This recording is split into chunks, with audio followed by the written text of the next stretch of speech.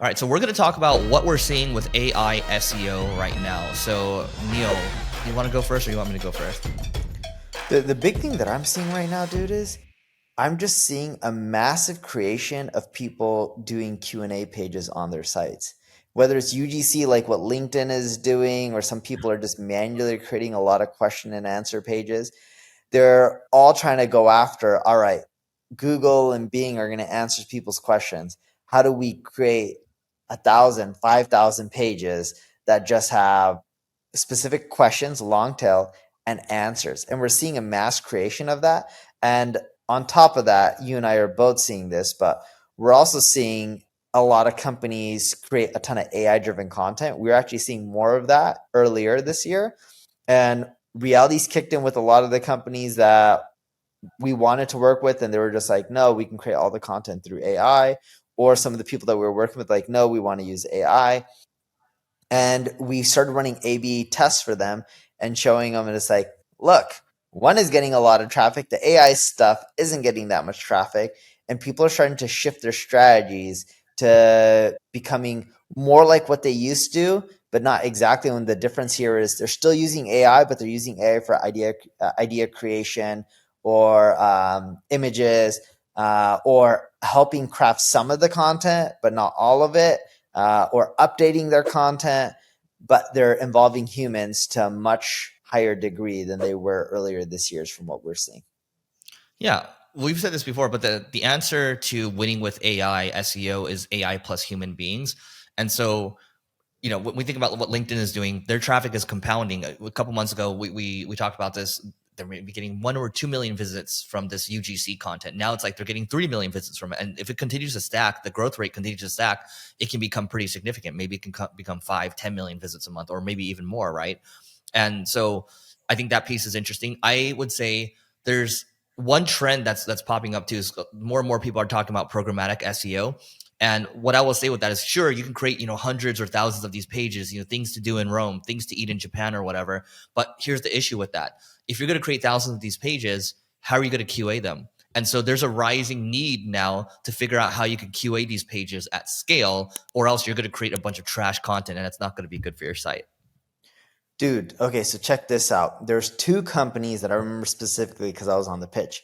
One was a fashion company, one was an auto company, and the auto company is large.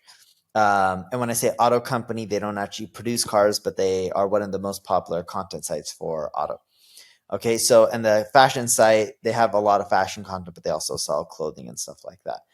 Both of them, we lost the pitches earlier this year. They decided to use no agencies, and they ended up saying, hey, we don't like the SEO strategies that you guys are pitching. We're just going to use AI. We think we can do it more economical and drive more traffic. All right. The fashion site ended up hitting us up, and then they now work with us. The auto site we're talking to, they don't work with us yet.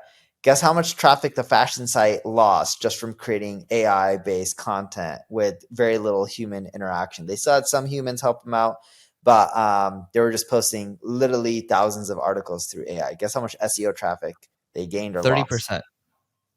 They lost a little bit more than 23%. Okay. All Close. right. So overall, their traffic went down because now their good pages aren't ranking as well either. And it's because overall the site has a ton of junk. The auto site, guess how much traffic they're down? 60%. No, not that's bad. 38%. But they're also down, in my opinion. I don't have data on this. I think the AI stuff really hurt them, but I also think just general trends. People aren't buying as many cars right now. If you look at Tesla, they did price reductions. So I think they could be getting hurt on both ends. But 38% is a lot of traffic to be down. And a lot of their rankings, forget just traffic, across the board are down. And the main reason being is a lot more junk content. They still had human intervention. The auto site actually had more human intervention than the fashion site, but it was still a lot of junk data.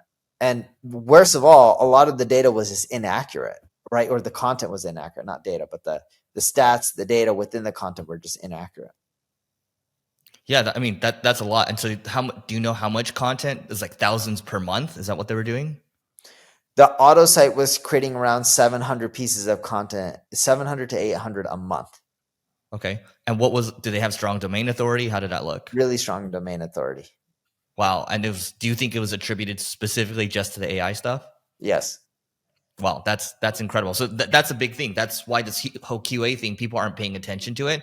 If you're not going to QA it and figure out a way to like what we do at the marketing school of content is maybe the AI will produce the blog post, but basically the human being will jump in, fact check it, add links, add other content as well, and add other images. And that's basically a QA process over there. But again, if you're going to do the programmatic stuff, like for us, when we're doing it, we're removing a ton of pages and we're going back and we're trying to figure out a way where we can have the AI QA it at scale, right? Like, does this actually make sense? So just keep that in mind if you're going to do this.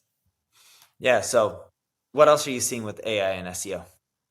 No, those are the two main things. I think the QA thing is rising. Programmatic thing, there continues to be like it does well if you're doing it carefully, and then obviously we call it AI enhanced content.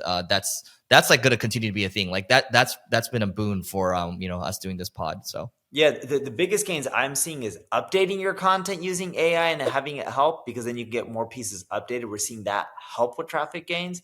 The biggest thing that we're seeing hurt with traffic gains is the AI content is junk, which is bringing down the overall score of the whole site, which is affecting rankings in a negative way, even the good pages. So don't put junk on your site. That's a really important thing that people mess up on. All right, so that is it for today. Please don't forget to rate, review, and subscribe, and we'll see you tomorrow.